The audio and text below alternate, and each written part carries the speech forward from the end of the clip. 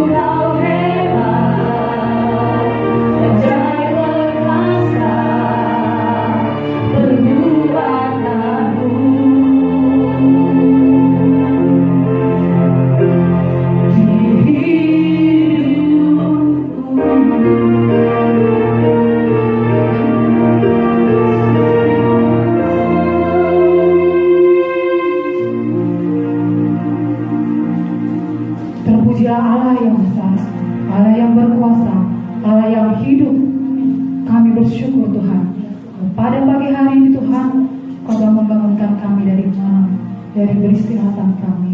Kami bersyukur Tuhan untuk kesehatan, kekuatan yang Tuhan berikan bagi kami. Dan pada saat ini Tuhan Yesus, izinkan kami untuk memuji, memuliakan nama-Mu. Tuhan Yesus, berotoritas dalam Kau di tengah-tengah ibadat kami ini Bapa. Dimanapun kami berada, biarlah kami boleh siap untuk memuji dan menyembah Engkau. Terpujilah Engkau Allah yang hidup. Terima kasih. Kami berdoa dan mengucap syukur. Haleluya. Amin. Dan saudara, kita akan mengangkat pujian kita. Kita mengatakan dan kita mengatakan bahwa Allah kita adalah Allah yang hebat. Dia yang berkuasa di bumi. Dia yang berkuasa dan bertata dalam kemuliaannya. Mari sambut katakan pujian. Betapa hebat.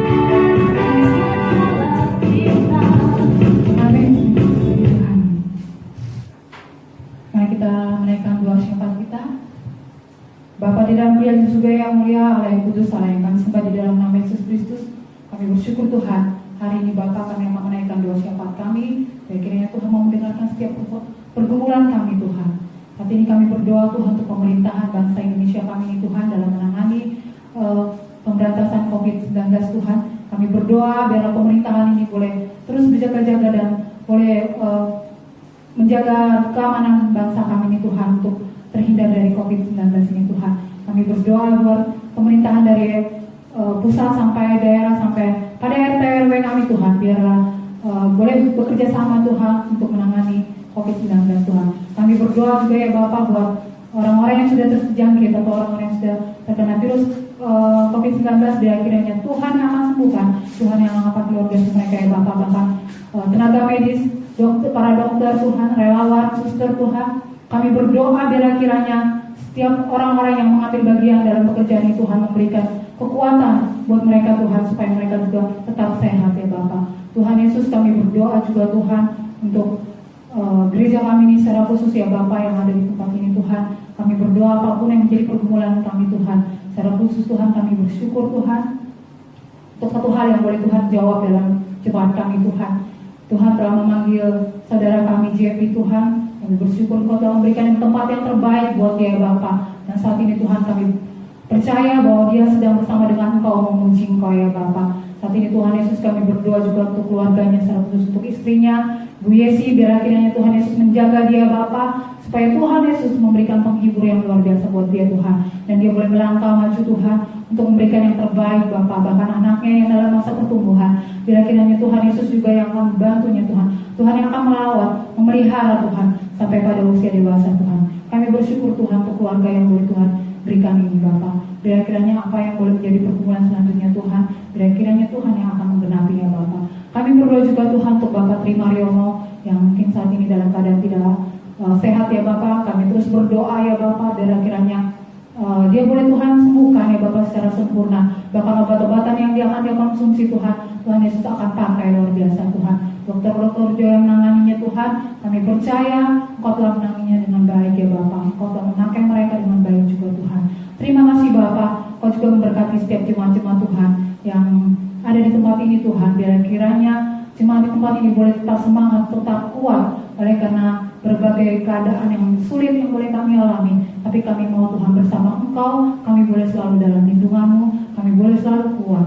Terima kasih Bapa di dalam surga. Inilah doa syafaat kami yang boleh naikkan Bapa. Biar kiranya Tuhan akan menjawab, Tuhan akan memberikan kekuatan bagi kami semua. Terima kasih Tuhan Yesus, di dalam nama-Mu. Haleluya. Amin. Kita akan mempersiapkan diri kita untuk menerima kebenaran firman Tuhan yang akan disampaikan oleh Bapak Pendeta Dr. Masri. Dan kita mau menaikkan pujian kita dengan sayang.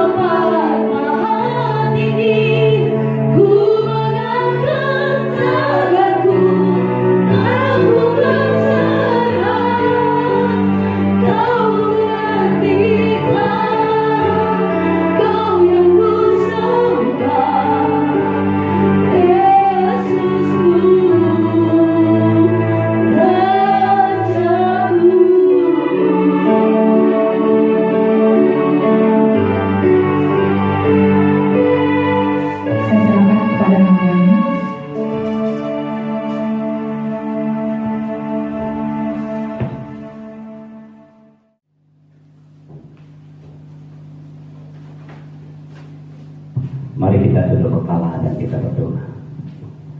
Terpujilah Tuhan Allah kami yang mempunyai langit dan bumi. Bersyukur kami sudah memuji, mengagungkan dan memuliakan Tuhan. Saatnya kami akan belajar bersama tentang firman Tuhan. Jadikan hati kami bagai tanah yang subur, yang akan ditaburi benih, dan melalui benih yang bertumbuh dan berbuah, nama Tuhan dipermuliakan. Dan hamba-Mu Tuhan pakai dengan kuasa darah-Mu, sehingga setiap kata-kata yang keluar dari mulut hamba-Mu kebenaran Allah yang boleh menguatkan kami. Berfirmanlah pada kami melalui kebenaran firman Tuhan ini, karena kami siap untuk mendengar. Dalam nama Tuhan Yesus kami berdoa. Haleluya. Amin. Jemaat yang dikasihi oleh Tuhan, bersama kita akan membuka dari Filipi 1 ayat yang ketiga sampai dengan ayat yang ke-9. Surat Paulus kepada jemaat di Filipi pasal 1 ayat yang ketiga sampai ayat yang ke-9, ucapan syukur dan doa. Saya akan membacanya demikian. Aku mengucap syukur kepada Allahku setiap kali aku mengingat kamu, dan setiap kali aku berdoa untuk kamu semua. Aku selalu berdoa dengan sukacita. Aku mengucap syukur kepada Allahku karena persekutuanmu dalam berita Injil, mulai dari hari pertama sampai sekarang ini. Akan hal ini aku yakin sepenuhnya, yaitu Ia yang mempunyai pekerjaan yang baik di antara kamu akan meneruskannya pada akhirnya, pada hari Kristus Yesus. Memang sudahlah sepatutnya aku berpikir demikian akan kamu semua, sebab kamu ada di dalam hatiku. Oleh karena kamu semua turut mendapat bagian dalam kasih karunia yang diberikan kepada kamu, baik pada waktu aku di penjara maupun pada waktu aku membela dan meneguhkan berita Injil. Sebab Allah adalah saksiku betapa aku dengan kasih mesra Kristus Yesus merindukan kamu sekalian.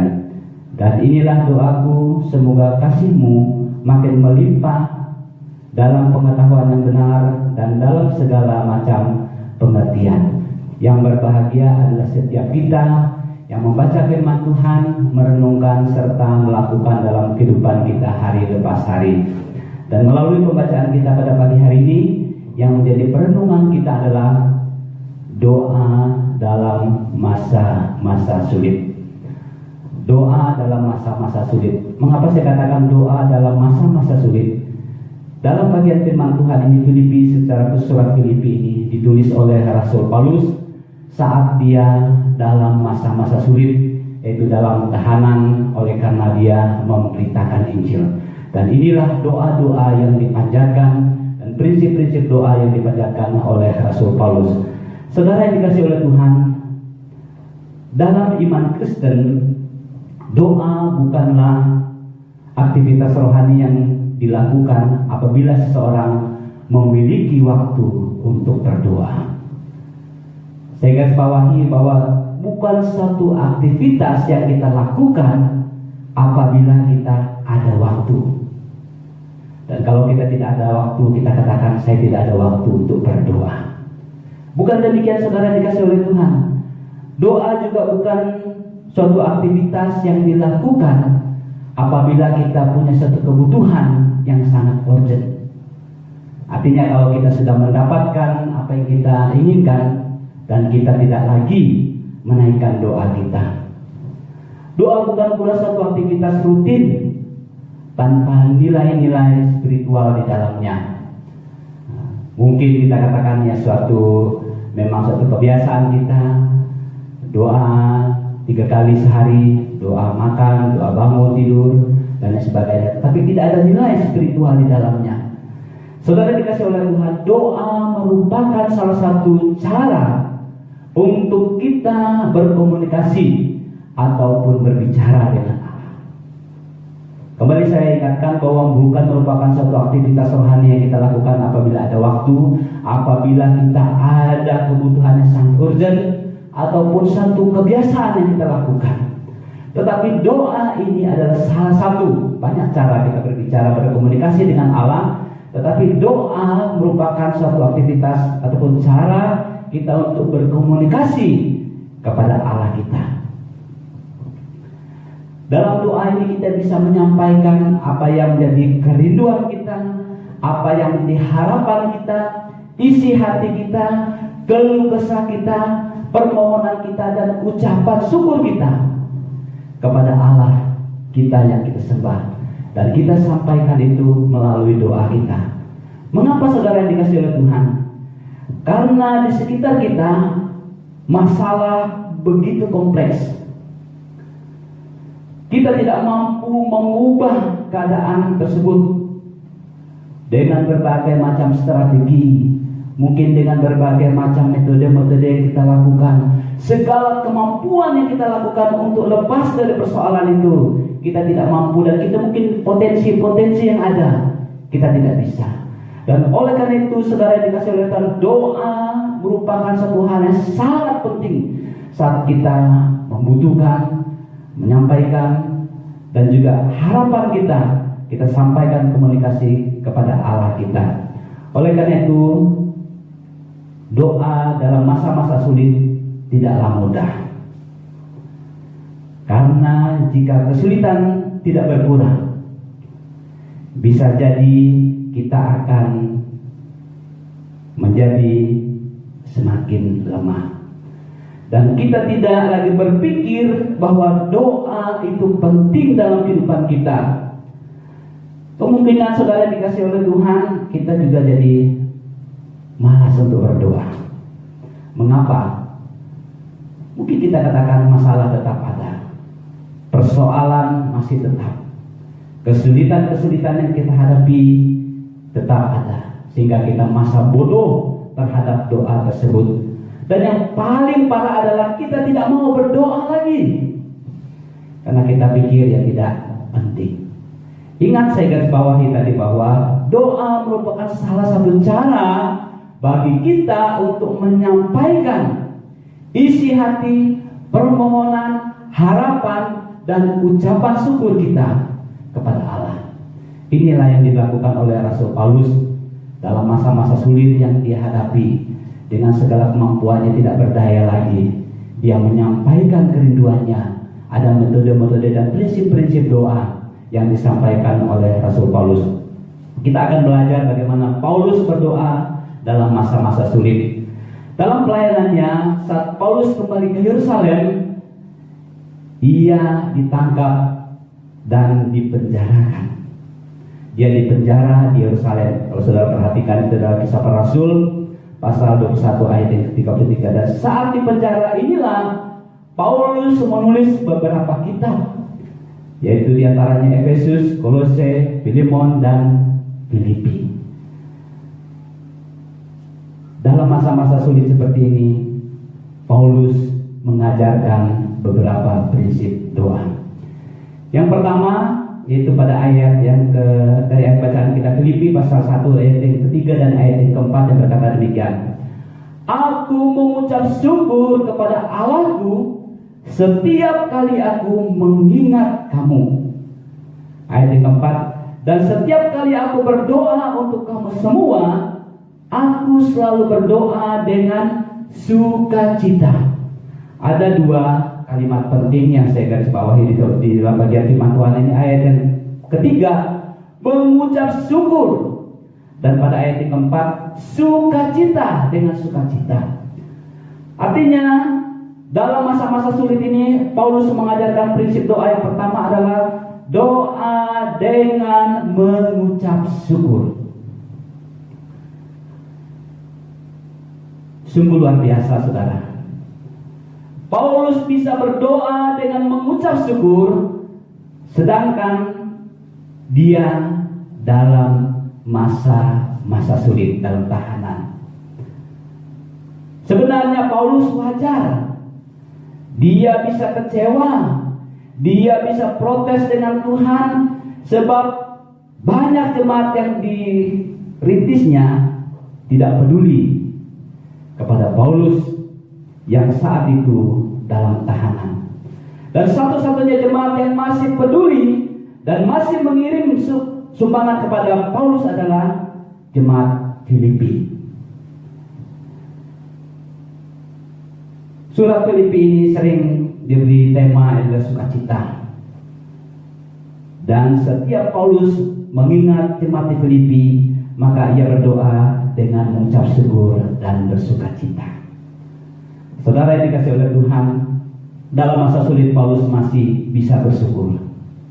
Mengapa Paulus bisa mengucap syukur? Jadi perenungan kita. Paulus bisa mengucap syukur karena segala penderitaan yang dia hadapi, Paulus masih menikmati anugerah Tuhan itu dalam kehidupannya. Karena Paulus berpikir ini adalah hal yang sangat penting bagi dia, satu kehormatan kepada dia karena ia menderita demi pelayanan Kristus. Dalam masa sulit, mengapa Paulus tetap mengucap syukur? Karena Paulus tahu dia menderita karena dia melayani Tuhan. Yang kedua adalah dampak dari Paulus di penjara. Di setiap kesempatan Paulus bisa memberi atau memberitakan Injil kepada segala kalangan. Dimanapun Paulus berada, di dalam penjara dan juga di istana, di pengadilan Yerusalem, dia ada kesempatan untuk memberitakan Injil. Itu yang menjadi ucapan syukurnya, karena dia ada kesempatan dimanapun dia berada, dalam situasi apapun, dia bisa memberitakan Injil tersebut. Bagaimana dengan kondisi yang kita alami? Apakah kita ada waktu dan juga seperti Paulus memberitakan Injil di setiap situasi keadaan yang kita alami? Mungkin juga Tuhan izinkan kita mengalami satu sakit penyakit dan kita harus dirawat di rumah sakit, dan disitulah kita bisa menjadi berkat bagi orang-orang yang ada di sekitar kita. Mungkin juga kita di penjara oleh karena kita memberitakan Injil, dan di dalam tahanan itulah kita bisa menyampaikan berita Injil. Mungkin di pengadilan, dimanapun kita berada, waktunya kita gunakan untuk memberitakan Injil. Inilah yang Paulus katakan bahwa dia mengucap syukur di setiap keadaan, dia gunakan untuk menjadi saksi Kristus. Dampak dari Paulus di penjara, jemaat di Filipi sering mengunjungi dan memberi bantuan kepadanya. Menarik saudara yang dikasih oleh Tuhan, bukan bantuannya yang penting, melainkan buah dari praktek daripada kasih Kristus ada di tengah-tengah jemaat itu. Itulah yang membuat Paulus bersyukur dan bersukacita. Waktu dia ditahan, waktu dia dalam tahanan, jemaat Filipi ini datang untuk mengunjungi, memberi bantuan kepadanya. Bukan masalah nilai, tetapi perhatian yang dilakukan oleh jemaat ini yang membuat Paulus semakin bersyukur kepada Allah di masa-masa sulit yang ada. Saudara, mengucap syukur adalah gaya hidup orang yang selalu percaya kepada Tuhan. Dan juga mengucap syukur ini harus dilatih. Mengapa saudara dikasih oleh Tuhan? Kita harus melatih diri kita mengucap syukur dari hal-hal terkecil sekalipun. Dan itu menjadi satu gaya hidup kita. Dan kita bisa bersifat positif kepada Allah kita. Mengapa? Karena kita sudah melatih diri kita untuk bersyukur dalam segala situasi apapun, dan itu menjadi pola hidup kita, gaya hidup kita, sehingga kita sudah belajar bersyukur kepada Allah, sehingga apapun yang Tuhan izinkan dalam kehidupan kita, kita sudah berpandangan positif. Allah melakukan segala sesuatu itu karena punya rencana yang indah, sehingga tidak mengurangi lagi semangat kita untuk berkomunikasi kepada Allah, berdoa kepada Allah, menyampaikan isi hati kepada Allah melalui doa-doa kita. Orang yang memiliki mentalitas bersyukur, maka mereka dapat hidup tenang, karena segala sesuatu itu dalam rencana Tuhan. Dan yang berikut saudara dikasih oleh Tuhan, dalam masa-masa sulit Paulus mengajarkan prinsip doa yang kedua, yaitu pada ayat yang ke-6 yang berkata, akan hal ini aku yakin Saya garis bawahi kata yakin sepenuhnya, yaitu Ia yang memulai pekerjaan yang baik di antara kamu akan meneruskannya sampai pada akhirnya pada hari Kristus Yesus. Dan dalam masa-masa sulit yang Paulus hadapi, yang ia lalui, dia mengajarkan satu prinsip doa, yaitu doa dengan iman. Dalam bagian firman Tuhan ini ada beberapa kalimat penting atau kata penting, yaitu yakin memulai pelayanan ini dan meneruskannya dan pada akhirnya. Paulus adalah pendiri jemaat Filipi dan banyak gereja-gereja.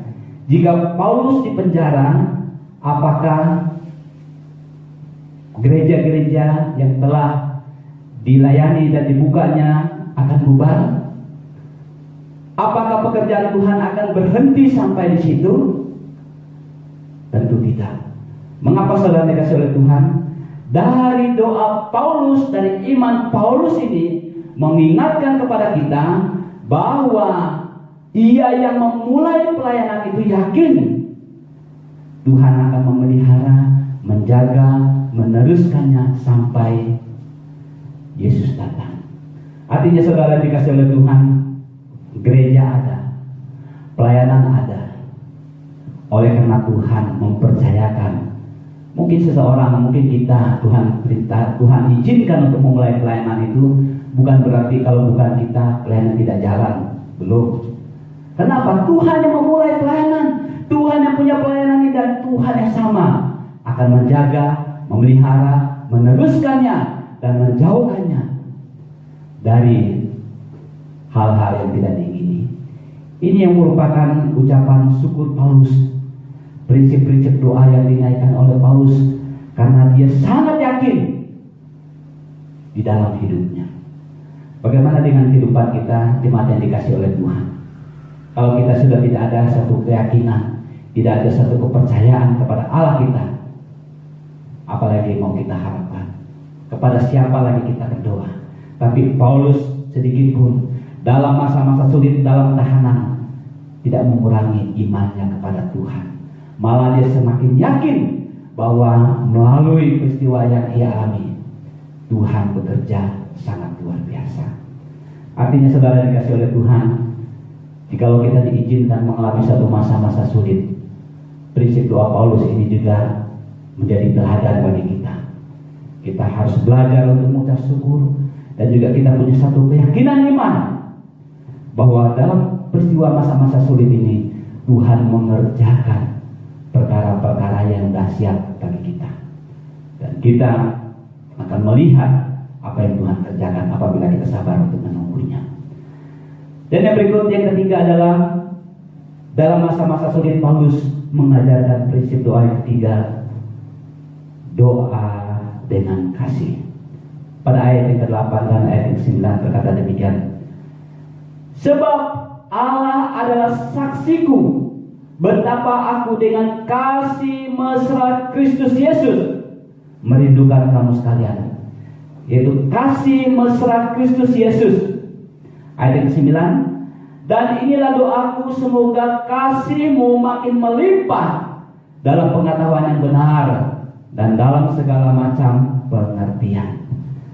Jemaat yang dikasih oleh Tuhan, dalam Alkitab kalimat kasih mesra ditulis sebanyak 3 kali, dan ini merupakan tulisan Paulus di dalam Filipi pasal yang ke-8, Filipi ayat 1, Filipi pasal 1 ayat ke-8, dan juga Filipi pasal 2 ayat yang ke-1, dan juga dalam Efesus 4 ayat yang ke-32. Dan Paulus mengatakan bahwa kasih mesra. Dan Paulus sangat tahu kasih mesra itu, Tuhan itu dalam kehidupannya, sehingga dia menuliskan akan hal ini. Kasih mesra artinya kasih dari lubuk hati yang paling dalam. Bukan pura-pura, bukan dia hanya menyampaikan di mulutnya, tetapi keluar dari lubuk hatinya yang paling dalam, sehingga dalam kondisi-kondisi yang ia alami, masa-masa sulit yang dia hadapi, dia tetap bersyukur kepada Tuhan. Karena apa? Dia merasakan kasih mesra Tuhan itu dalam hidupnya. di dalam pelayanannya, dalam segala situasi-situasi yang Paulus alami. Paulus sangat mengasihi dari lubuk hatinya. Dia merindukan dan rindu untuk bertemu kepada jemaat-jemaat yang ia layani, untuk kembali melanjutkan pekerjaan Tuhan itu di tengah-tengah mereka. Karena Paulus sangat yakin Tuhan yang mempunyai pelayanan tersebut, dan Tuhan yang sama akan memelihara mereka dan menjaga mereka dan terus melayani Tuhan bersama-sama. Saudara yang dikasihi oleh Tuhan, di masa-masa sulit yang kita hadapi saat ini, apa yang harus kita lakukan? Apakah kita pasrah dengan keadaan? Apakah kita putus asa dan tidak mau berdoa lagi? Tapi Paulus mengajarkan kepada kita prinsip-prinsip doa di masa-masa sulit ini adalah kita harus berdoa dengan mengucap syukur. Saat kita belajar untuk bersyukur kepada Tuhan dalam segala situasi keadaan yang kita alami, maka kita mempunyai hati seperti Paulus, bahwa Tuhan yang memulai pelayanan ini akan memelihara dan menjaganya. Dan juga prinsip doa yang Paulus yang ajarkan kepada kita, dengan iman sungguh-sungguh yakin bahwa Tuhan mengerjakannya, dan juga dalam kasih mesra kepada Tuhan. Biarlah perenungan firman Tuhan pada hari ini dapat mengingatkan kita tentang karya besar Tuhan itu dalam kehidupan kita, sehingga di masa-masa sulit yang kita hadapi, kita punya Tuhan yang luar biasa, yang akan menolong kita, sehingga kita tahu untuk mengucap syukur, yakin bahwa Tuhan punya rencana yang indah, dan kasih Tuhan tidak pernah pergi daripada kita. Mari kita tunduk kepala dan berdoa. Terima kasih Tuhan untuk pertolongan-Mu dalam kehidupan kami. Kami bersyukur buat kebenaran firman Tuhan pada hari ini. Biarlah firman Tuhan yang kami sudah baca, yang kami sudah renungkan ini dapat menguatkan kami di dalam kami mengiringi Tuhan. Terpujilah nama Bapa, kami bersyukur kebenaran firman Tuhan ini. Dalam nama Tuhan Yesus kita berdoa. Haleluya. Amin. Saya kembalikan kepada MC yang akan menuntut kita dalam ibadah pada hari ini.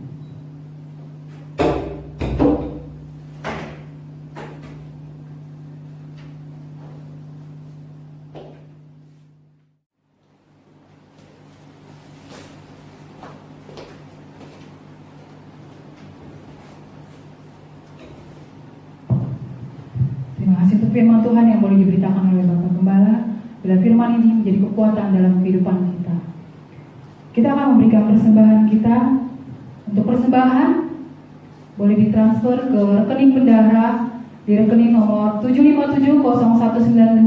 7570192-854 atas nama Yesi. Sebelum kita memberikan persembahan, kita mau berdoa. Mari kita berdoa. Bapa di dalam kerajaan surga yang mulia, Allah yang kudus, Allah yang kami sembah di dalam nama Yesus Kristus, kami bersyukur Tuhan untuk ibadah yang boleh berlangsung Tuhan. Nah saat ini ya Bapa, berkati kami Tuhan untuk kami boleh memberikan yang terbaik dari apa yang kami miliki. Berkati tangan-tangan yang akan memberikan Tuhan. Bila kiranya berkat Tuhan tercurah atas setiap kami Tuhan. Terima kasih Bapa, di dalam nama Yesus Kristus kami berdoa. Haleluya. Amin. Mari kita naikkan pujian kita dari nyanyian kemenangan iman nomor 285. Api Maha Tuhan.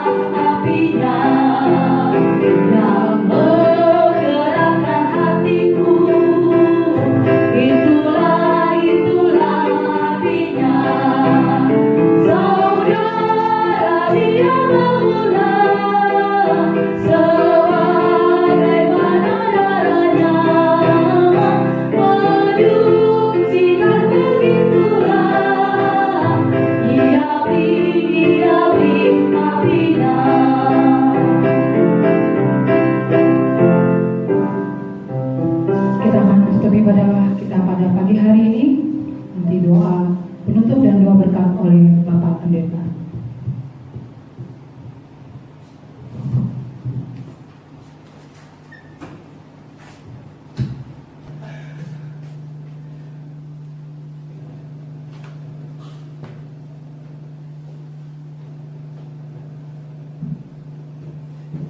Kita akan mengakhiri ibadah kita pada pagi hari ini dan kita memuji Tuhan dengan doksologi kepada Allah beri puji.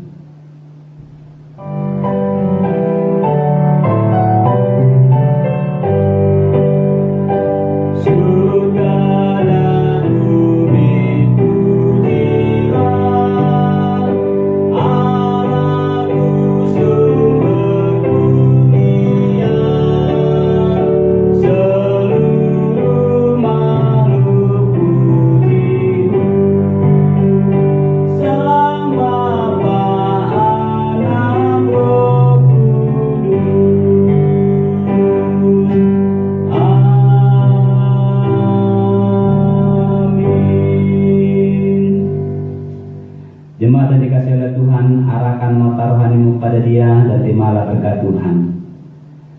Kasih karunia dari Allah Bapa, persekutuan di dalam Tuhan Yesus Kristus, pimpinan Roh Kudus-Mu menyertai kita sekalian mulai saat ini sampai Maranatha Tuhan datang. Amin. Selamat pagi, Tuhan Yesus memberkati.